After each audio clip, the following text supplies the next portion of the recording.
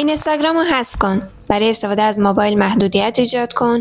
گوشیتو از خودت دور نگه دار. اصلا خاموشش کن یا کلاً بندازش دور. هیچ کدوم از این راهکارها جواب نمیده. میدونید چرا؟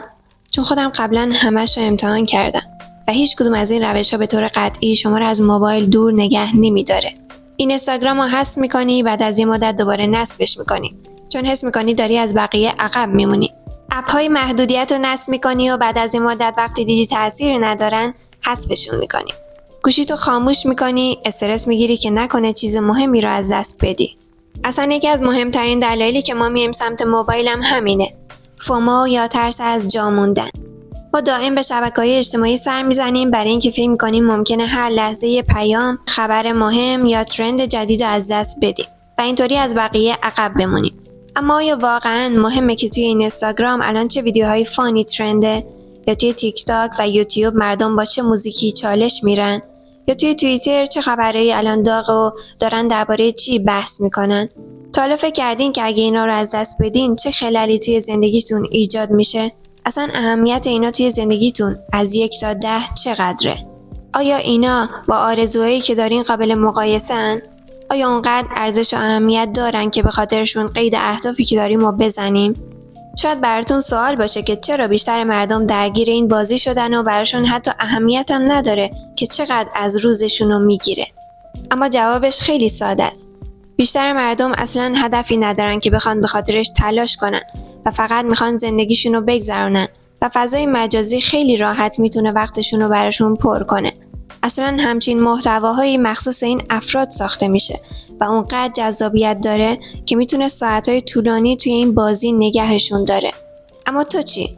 آیا تو هم هدفی برای زندگیت نداری؟ تو هم میخوای توی این چرخه تکراری گیر بیافتی و مثل یه موش که توی تله میفته و توان حرکت نداره اونقدر اونجا بمونی که وقتت تموم بشه؟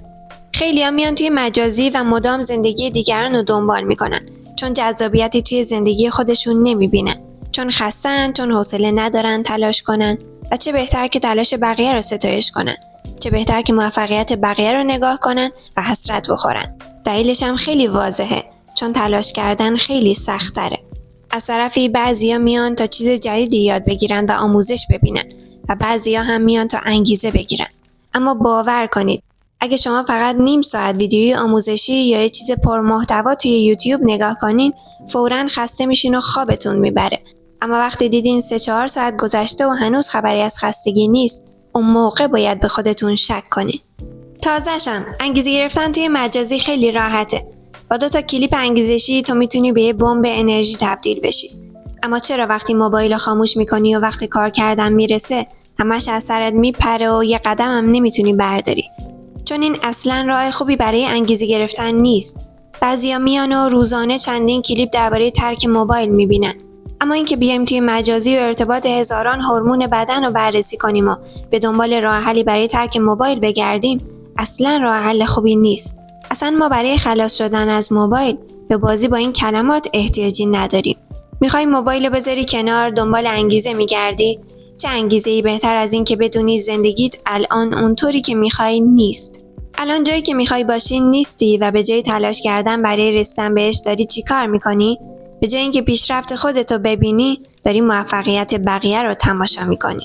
و به جای اینکه اهداف خودتو دنبال کنی تمام وقتتو گذاشتی و داری اهداف دیگران، مسیر زندگی دیگران، آرزوهای دیگران، احساساتشون، عقاید و نظراتشون و تجارب و سبک زندگیشون رو دنبال میکنی. اما آیا تا به حال به این فکر کردی که پس من چی؟ من این وسط کجا قرار دارم؟ من میخوام به کجا برسم؟ من میخوام با زندگیم چی کار کنم؟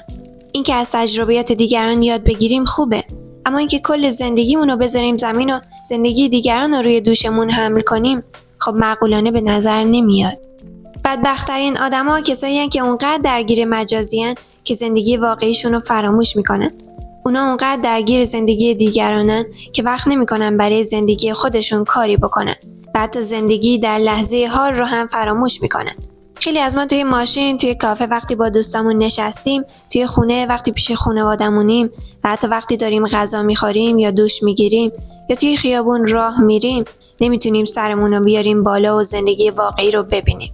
حتی مزه اون غذا رو هم یادمون نمیاد فراموش میکنیم اصلا دوستامون داشتن به چی میخندیدن، یا اصلا بعضی از روزا نمیدونیم هوا ابری بود یا آفتابی بود، چون روی دوشمون یه چیز سنگین داشتیم و نتونستیم به بالا نگاه کنیم. اما چاره چیه و چطور باید ازش خلاص بشیم؟ ساده ترین راهش اینه که بدونی این زندگی تو نیست. زندگی تو چیز دیگه‌ایه، جای دیگه‌ایه و جور دیگه‌ایه. فقط کافی کمی سرتو بیاری بالا و اطرافتو نگاه کنی و ببینی. زندگی تو اینه، چیزی که اطرافت داره میگذره. حالا آیا اطرافت هم اونطور که آرزو میکردی هست؟ آیا توی زندگی واقعیت هم جایی که میخواستی باشی هستی؟ آیا چیزی که داری دنبال میکنی و چیزی که داری وقت و انرژی تو براش میذاری زندگی خودته یا دیگران؟ و آیا محتوایی که دنبال میکنی اونقدر ارزش داره که بعدها به خاطرش پشیمون نشی و نگی ای کاش کار دیگه ای میکردم و ای کاش زمان برمیگشت به عقب و دیگه تکرارش نمیکردم؟ تنها راهی که برای کنار گذاشتن موبایل وجود داره اینه که اهدافتو به خاطر بیاری و به یاد بیاری که کجای زندگیت قرار داری و بدونی که زندگی اون بیرونه و منتظرته. حتی درگیر زندگی دیگرانی نمیتونی به زندگی خودت برسی و نمیتونی بهش سر و سامون بدی و براش کاری بکنی. میدونم خیلی سخته که بذاریش کنار، ولی باید سخت باشه. میدونی چرا؟ چون اگه آسون بود که الان همه مردم دنبال اهدافشون بودن و 90% موفق شده بودن و هیچ کس هم سرش تو گوشی نبود و ویدیوهای بی محتوا حتی 1000 تا ویو هم نمیخوردن. ولی این یه تصمیم خیلی سخته که تو باید بگیریش. میخوای مثل اکثریت جامعه گول این بازی رو بخوری یا نه؟ تصمیم داری برای زندگیت کاری بکنی. و اگه تصمیم گرفتی جز گروه دوم باشی، فقط کافیه بذاریش زمین، چون این هدف تو نیست، سبک زندگی تو نیست، احساسات و عقاید تو نیست و این اون چیزی نیست که میخواستی به دست بیاری و اون جایی نیست که میخواستی باشی و این تو رو به هیچ کدوم از اهداف و آرزوهات نمیرسونه. فقط بذارش زمین، چون این زندگی تو نیست.